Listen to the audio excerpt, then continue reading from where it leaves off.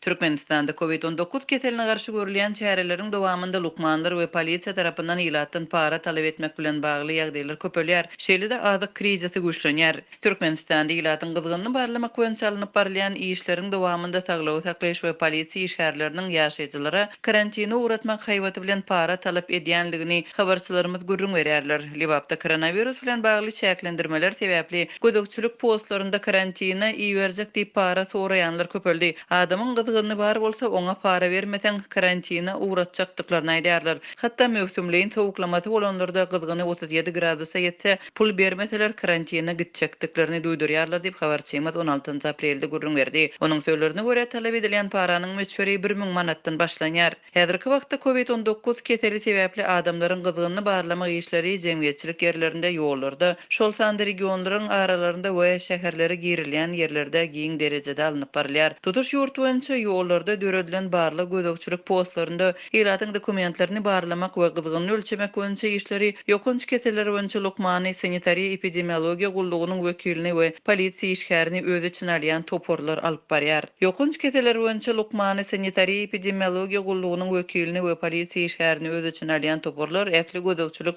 punktlarynda ýerleşýär. Indi olar halky talap başladylar, üzgünlük şertlerinde eden etdirlik üçin mümkinçilik köpelýär diýip habarçymyz belliýär. Onuň şeýle aýtmagyna görä, köpler para horlugyň koronavirus bilen kesellen adamlaryň bejergidin sypmagyna we keseliň ýaýramagyna ýol açýandygyna aladalanma bildirýärler. Şol bir wagtyň özünde de Türkmenistanyň ýol başçylary koronawirusyň we karantiniň ýurtda bardygyny resmi taýdan aýtmaýarlar. COVID-19 keseli agdanlary iýdirlýärler. Döwlet habar beriş serişdeleri ýurtda koronawirusa garşy alynıp barlayan çäreler we dünýädäki pandemiýa barada habar bermeýärler. Şol bir wagtda Türkmenistanda karantini bodan adamlaryň tutulýanlygy Azatlyk radiosuna ma'lum boldy. Şu gün Türkmenistanyň içinde COVID-19 keseliniň ýaýramazlygy üçin häkimetleriň alyp barýan çäreleri sebäpli ilatyň hereket etmek mümkinçiligi berk çäklendirildi. 20 martdan bäri vilayatlariň etraplaryň we ýaşaýyş punktlaryň arasynda hereket etmek üçin ýörüýte ruhsat we saglyk kepilnamasy talap edilýär. Mundan başga ýurdun daşynda galan Türkmenistanlylar hem üzgünlüge duçar boldular. Koronawirusyň pandemiýasy bilen baglylykda uçar reýsleriniň ýatyrylmagy sebäpli Türkmenistanyň ençe meraýaty daşary ýurtlarda şol sanda Orsiýetde, Türkiýede, Gürjistanda, Azerbaýjanda we Hindistanda galýarlar. Bu aralykda Türkmen howa ýollary COVID-19 pandemiýasy sebäpli martda ýatyran reýslerini ýene-de 20 maýa çenli ýyda testirýänligini ma'lum etdi.